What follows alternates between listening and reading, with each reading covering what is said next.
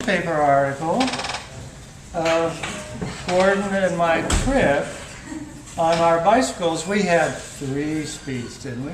I had 3 speeds. I had a BSA. Oh, you had a BSA, and I don't know. I had 3 speeds anyhow. Yeah. And we took a my BSA was flexible. 3 speeds usually is that little lever thing.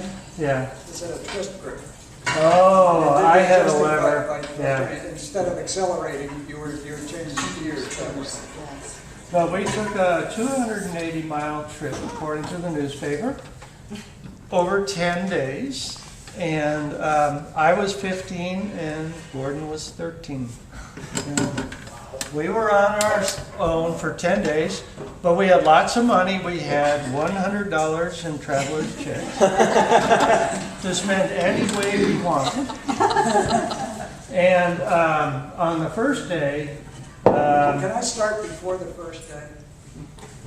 Oh, you want to? Oh, yes. Oh. I didn't even remember anything about this. We had to get in shape to prove that we could actually do this. Yeah. So we chose to go down Route 202. Name of the road the farm was on in Belchertown? Yes. Belchertown Road. Sears Road. Yes. Sears Road, because we don't live that far from Belchertown. Sears Road? Because I tried to find it, I thought it was on 202, I thought we had come down 202, so I was looking on Google and couldn't find it all that way. And I told my buddy Jeff, I said, I can't figure out what road it is. He said, well, you know the guy's name? I said, yeah. He says, Google it. Oh! That worked. I got a hold of Bill, and I saw his address, and I saw Sears Road and all that. Yeah. So then I could find out where it was. Is this how you became addicted to Google Earth? No, I wasn't addicted before that. Okay. I'm addicted to math. It's a Me too. Journeys like that. I mean, not overnight, but even I did that at about 13 from a house on the Cape Cod Canal in Bourne all the way down to Woods Hole with my friend who was 5 days younger than me. We were both about 13, and a younger friend who was probably just turned 12. Woods Hole, got on the ferry, went over to Vineyard Haven, bicycled all the way out to Edgartown, spent the entire day on the beach. This is pre-sunscreen, and Sue burned, so she had to keep herself covered or she'd burn to a crisp, but she didn't. A whole day on the beach at Edgartown, back through Oak Bluffs, back to Vineyard Haven, back on the ferry, and then pedaled back from Woods Hole to Bourne. And we did that entire thing, a 12-year-old and 2 13-year-olds on bicycles. And I wasn't even with my own parents, I was with Sue's parents. But my parents would have let me go. I really don't think this was very unusual, really. I mean, I remember reading stories about boys' life and stuff like that. This is what you did in the... But that was in the 70s. What year actually was this? You're gonna be there for how long? Who was with you? You're gonna sleep at your friend's house? No. Yeah, I'm grilling you. That's right. Hey, 1958 was different. Yeah, when you got murdered very and different. buried in a backyard, no one actually knew about That's right, there was no internet. The same crazy people was out there. It just wasn't on the internet. Have you seen Texas Chainsaw Massacre? It happened. I have, actually. It was. I won't watch Very that movie. accurate. Yeah, no. I didn't watch it. I went, oh. You know, I once jogged to the end of the street and back, and that was... It was terrifying. Chris Matthews was there. I had to go home. Yeah, it was a very difficult trip. There was a lot of anxiety. My parents were worried about me. Satellites everywhere watching me. I wanted him to text message me. Now, once you get halfway there, text me. I think I'll be okay then. True story. The whole trip, though? Well, I called him when I got home. No, I texted him. Okay. I texted you as soon as I walked in the door. Just to make sure. He was the other route?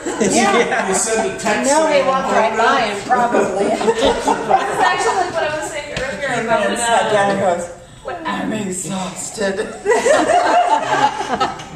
when I was 18 years old, I wanted to spend the night at my best friend's house on a Friday night, senior year of high school. Just wanted to sleep just sleep over and just watch TV. We were watching figure skating. Is what we were doing. I brought this up earlier, and I was like, but no, too stressful in this modern day and age. So Gordy had to call me and say, well, you should be home now. And I thought it was so ridiculous. I just went, I'm not down with my bad self, and I hung up on him. And for years, they thought I was on some serious drugs. I was watching figure interesting thing. No, what David understands. You know, it's like Wizard of Oz with Pink Floyd. Yeah. Figure skating with Sex Pistols is it's a very amazing experience. It's almost like watching The Wizard of Oz Yeah, that's what she with just said. Pink Floyd in the Yes, background. that's what you just said. I couldn't get that part, but I know that. It's like right behind you. Even my brain thoughts. Yeah. It's exactly like that. So, but yeah, apparently, yeah, I couldn't even sleep over. Can I tell a story? Yes. Yes, this one's fairly recent, but it'll have meaning to my siblings. When Marilyn and I first moved from Florida up to North Carolina, we had been in the house for a while and decided we needed to put carpet in the living room because what we had wasn't working out. So we went to a carpet store up in Sanford. And it's a big place called the Factory Outlet, I think, or something like that, for carpet. A young lady came up to wait on us. And she introduced herself and asked where we were from. And they said, well, we're now in Cameron, but we're moving up from Largo, Florida. She said, oh, really? My mother lives in Largo. And we chatted about that a little bit, and that was kind of strange. You talk about how small the world is.